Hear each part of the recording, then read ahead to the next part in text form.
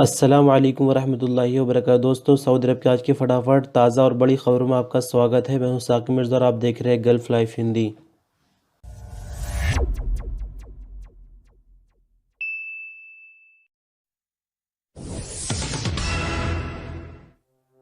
Saudi अरब के passport department यानी जवाज़ात ने सऊदी शहरियों और यहां पर रहने वाले अजनबियों से कहा कि वो सऊदी अरब के सभी इलाकों में जवाज़ात के डायरेक्टर जनरल से वीडियो कॉलिंग सर्विस से बात करके फ़ायदा उठा सकते हैं। पासपोर्ट डिपार्टमेंट ने ट्विटर के अपने अकाउंट पर कहा कि सऊदी अरब के सभी इलाकों के पासपोर्ट दफ्तरों में डायरेक्टर जनरल से वीडियो कॉल की सुविधा दी गई है, जिससे सऊदी शहरी और अजनबी इससे फ़ायदा उठा सकते हैं। इससे पहले भी जवाज़ात की तरफ से संपर्क करने के तरीके मौजूद हैं, जैसे कि ईमेल आईडी gdp.gov.sa@992 ये ईमेल है जवाज़ात का। इसी के साथ www.gdp.gov.sa ये जवाज़ात की वेबसाइट है। इसी के साथ ट्विटर का जो अकाउंट है @अल-जवाज़ात-KSA और 992 कॉलिंग नंबर भी मौजूद है। लेकिन इन सब के बावजूद जवाज़ात ने आम लोगों को अपनी बात अच्छे से रखने के लिए वीडियो कॉलिंग की सुविधा जारी की है, जिसके ज़रिए आसानी से दूर से ही अपनी बात को रखा जा सकता है और जवाज़ात के दफ्तर जाने की ज़रूरत नहीं पड़ेगी, जिससे यूज़र्स का वक्त और पैसा दोनों चीज़ें बचेंगी। सऊदी अरब के ट्रैफिक विभाग का कहना है कि अगर किसी शख्स ने ऐसी जगह गाड़ी पार्क कर दी हो जहां पर किसी तरह का कोई बोर्ड लगा हुआ नहीं था, तो उसे जुर्माने पर फैसले के खिलाफ एतराज़ यानी ऑब्जेक्शन दर्ज कराने का हक होगा। आजिल अखबार के मुताबिक सऊदी ट्रैफिक विभाग ने अपने बयान में कहा कि गाड़ी का मालिक जुर्माने के खिलाफ ट्रैफिक अथॉरिटी से संपर्क कर सकता है। उसे वायलेशन की पूरी डिटेल जानने और उस पर ऑब्जेक्शन रिकॉर्ड कराने का हक है। ट्रैफिक विभाग से एक सऊदी ने ट्विटर के सरकारी अकाउंट पर सवाल किया कि उस पर ममनू अल वकूफ़ यानी नो पार्किंग के हवाले से जुर्माना किया गया है, जबकि जहां उसने जिस जगह गाड़ी पार्क की थी वहां किसी तरह का कोई बोर्ड लगा हुआ नहीं था। ऐसी कोई पहचान वहां नहीं थी कि गाड़ी यहां पार्क नहीं की जा सकती। सऊदी ने ये बात भी लिखी कि उसने अबशिर प्लेटफॉर्म के जरिए ऑब्जेक्शन दर्ज करा दिया, लेकिन उसको कैंसिल कर दिया गया। ट्रैफिक विभाग का आगे कहना है कि ट्रैफिक कानून की दफ़ा 75 में गाड़ी के मालिक या ड्राइवर को ट्रैफिक वायलेशन पर चालान के 30 दिनों के अंदर ट्रैफिक कोर्ट के सामने ऑब्जेक्शन पेश करने का हक है। सऊदी अरब के जवाज़ात यानी पासपोर्ट डिपार्टमेंट से एक शख्स ने सवाल किया कि 14 मार्च 2021 से जो नए कानून अमल में आए उससे पहले एग्जिट एंट्री वीज़ा यानी छुट्टी लगवाई हुई थी, तो क्या ऐसे में उस छुट्टी को आगे भी इस्तेमाल किया जा सकता है? क्या कानून में किसी तरह का बदलाव हुआ है? तो इस पर जवाज़ात का कहना है कि किसी भी तरह का कोई बदलाव नहीं है। जो एग्जिट एंट्री वीज़ा पहले से जारी की हुई थी उसको इस्तेमाल कर सकते हैं।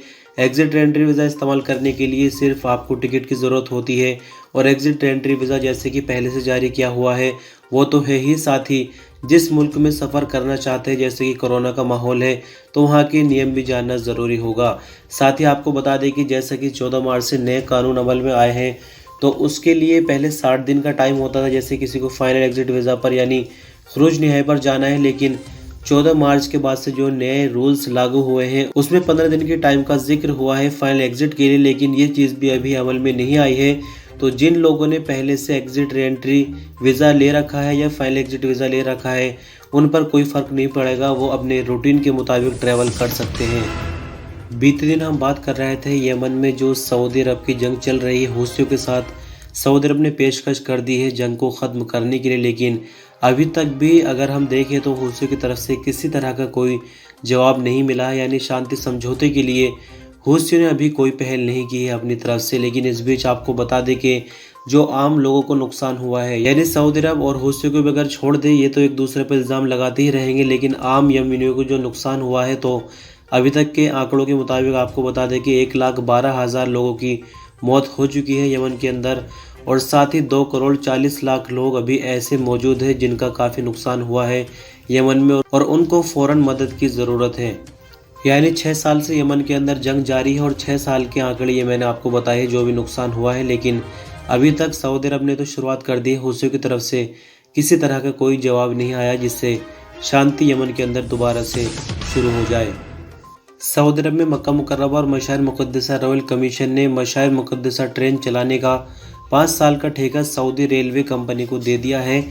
आने वाले 5 सालों के दौरान सऊदी रेलवे कंपनी ही मीना, मुज़दलिफ़ा और अराफात के बीच चलने वाली ट्रेन की मेंटेनेंस, देखभाल और ऑपरेशन देखेगी। आजिल अखबार के मुताबिक मक्का मुकर्रमा रॉयल कमीशन ने ट्विटर के अपने अकाउंट पर बयान में कहा कि हाल ही में सऊदी कैबिनेट ने सऊदी रेलवे कंपनी के हवाले से जो फैसला किया था उसी के चलते उसे मशाइर मुक़द्दसा ट्रेन चलाने, मेंटेनेंस और देखभाल का ठेका दिया गया है। रॉयल कमीशन का कहना है कि ट्रांसपोर्ट जॉइंट सेंटर मक्का मुकर्रमा और मशाइर मुक़द्दसा में ट्रांसपोर्ट की सभी एक्टिविटी की लगातार जांच होती रहेगी। कॉन्टैक्ट के मुताबिक सऊदी कंपनी 5 साल तक मशाइर मुक़द्दसा ट्रेन की हर तरह से जिम्मेदार होगी। रॉयल कमीशन के एग्जीक्यूटिव चेयरमैन अब्दुर्रहमान अदास ने कहा कि ये ठेका रॉयल कोर्ट की हिदायत पर अमल करते हुए दिया गया है। इसका मकसद उम्रा ज़ायरीन और हाजियों को दी जाने वाली सर्विस को और ज़्यादा बेहतर बनाना है।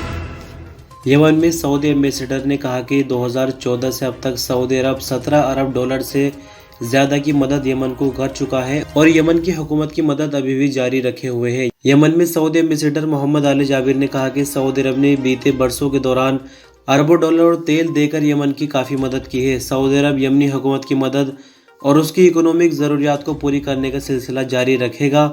अखबार 24 के मुताबिक सऊदी एम्बेसडर ने एक बार फिर से वही जिक्र किया कि सऊदी अरब ने जो अमन के फार्मूले की पेशकश की है हूथियों के सामने ताकि यमन के अंदर शांति दोबारा से आ जाए, तो उसके लिए अभी कोई जवाब, जैसे कि पहले ही बताया, हूथियों की तरफ से नहीं दिया गया है। साल 2012 की अगर बात करें तो सऊदी अरब ने यमन के सेंट्रल बैंक में 1 अरब डॉलर जमा कराए थे। सऊदी अरब ने यमन में बिजली घर चलाने के लिए 3.2 अरब डॉलर की कीमत का तेल भी दिया था। 2012 और 2013 के बीच 7.5 अरब डॉलर यमन को मदद के लिए दिए गए थे। आले जाबिर ने आगे कहा कि सऊदी अरब ने सितंबर 2014 से अब तक 17 अरब डॉलर से ज़्यादा की रकम यमन को मदद के रूप में दी है। इसमें वो 2.2 अरब डॉलर भी शामिल है जो यमन के सेंट्रल बैंक में डिपॉजिट किए गए हैं। सऊदी अरब के मिनिस्टर ऑफ इस्लामिक अफेयर का कहना है कि सऊदी अरब के 4 इलाकों में 11 नमाजियों में कोरोना पाए जाने पर 11 नई मस्जिदों को टेम्परेरी बंद किया गया है। मिनिस्टर ऑफ इस्लामिक अफेयर ने मंगल को अपने बयान में कहा कि बीते 44 दिनों के दौरान 347 मस्जिदें बंद की गई। इनमें से 322 मस्जिदें सैनिटाइजिंग और साफ सफाई करके दोबारा खोली गई हैं। मिनिस्ट्री का आगे कहना है कि मंगलवार को जो 11 मस्जिदें बंद की गई हैं उनमें से 5 का ताल्लुक रियाज, 4 का मक्का मुकर्रमा रीजन, जबकि असीर नजरान में एक मस्जिद बंद की गई है। मिनिस्टर ऑफ इस्लामिक अफेयर ने आगे बताया कि मदीना मुनव्वरा में 6, असीर में 1, बाहा में 1, रियाज में 1 और मक्का मुकर्रमा में 1 मस्जिद दोबारा खोली गई है। बंद की गई मस्जिदें खोलने का फैसला सैनिटाइजिंग और साफ सफाई करके जब ये संतुष्टि कर ली गई कि दूसरे नमाजियों के लिए कोई खतरा नहीं है, तभी मस्जिदों को खोला गया है। सऊदी अरब के मौसम विभाग ने बुधवार यानी 24 मार्च के लिए सऊदी अरब का मौसम का पूर्वानुमान बताया है। अखबार 24 के मुताबिक नेशनल सेंटर का कहना है कि मंगल की तरह बुध को भी तेज़ रेतीली तूफान हवाएं चलने की उम्मीद है। इनकी रफ्तार 55 किलोमीटर प्रति घंटा से भी ज़्यादा होगी। हाइल और तबूक के पूर्वी इलाकों में सामने का मंजर आंखों से ओझल हो जाएगा। तूफानी हवाएं ईस्टर्न रीजन के इलाकों तक फैल जाएंगी। तेज़ रेतीली हवाओं से मक्का मुकर्रमा और मदीना मुनव्वरा में विजिबिलिटी काफ़ी कम हो जाएगी। दोनों इलाके तेज़ रेतीली तूफानी हवाओं की लपेट में होंगे। इसके अलावा अलजौफ, नॉर्दर्न बॉर्डर रीजन, कसीम और रियाज में भी तेज़ रेतीली आंधियाँ चलेंगी। नेशनल सेंटर ने उम्मीद जाहिर की है कि बुध को सऊदी अरब के ज़्यादातर इलाकों में टेम्परेचर बढ़ने लगेगा। सबसे ज़्यादा टेम्परेचर यानी 43 डिग्री सेंटीग्रेड मक्का मुकर्रमा और सबसे कम टेम्परेचर 13 डिग्री सेंटीग्रेड तरीफ में होगा। सऊदी अरब में लगातार दूसरे दिन भी कोरोना के नए केस 400 के पार निकले हैं। यानी 24 घंटों के दौरान की बात करें तो 410 नए मरीज रिकॉर्ड पर आए हैं, 366 नई रिकवरी हैं, जबकि 5 नई मौत हुई है, जिसके बाद कुल मरने वालों की तादाद 6618 हो गई है। एक्टिव केसों की संख्या सऊदी अरब में फ़िलहाल 4051 हो गई, जिनमें से 717 क्रिटिकल केस है। 410 नए मरीज रिकॉर्ड पर आने के बाद सऊदी अरब में कुल मरीजों की तादाद कोरोना की बढ़कर 3,85,834 हो गई है, जबकि 366 नई रिकवरी रिकॉर्ड पर आने के बाद कुल रिकवरियों की तादाद बढ़कर 3,75,165 हो गई है। सऊदी अरब में 500 इंटरनेशनल कंपनियों को राजधानी रियाज में लाने की कोशिश जारी है। फरवरी में ऐलान किया गया था कि सऊदी गवर्नमेंट 2024 से उन अजनबी कंपनियों के साथ कोई कांटेक्ट नहीं करेगी जिनके रीजनल हेडक्वार्टर सऊदी अरब के रियाज में नहीं होंगे। इस ऐलान के बाद 24 कंपनियों ने रियाज में अपने हेडक्वार्टर बनाने के अपने इरादे को जाहिर किया है, जिनमें से एक अमेरिकी ट्रांसपोर्टेशन कंपनी ग्रीन ब्रायर है। ये कंपनी मिडिल ईस्ट, अमेरिका और यूरोप में रेलगाड़ियां बनाने, लीज करने और उनकी मेंटेनेंस करने और सप्लाई करती है। ग्रीन ब्रायर के सीनियर प्रेसिडेंट जैक एसेम्बलन ने अरब न्यूज़ को बताया कि उन्हें यकीन है कि उनकी कंपनी सऊदी अरब के बढ़ते रेल सेक्टर की ज़रूरियात पूरी कर सकेगी।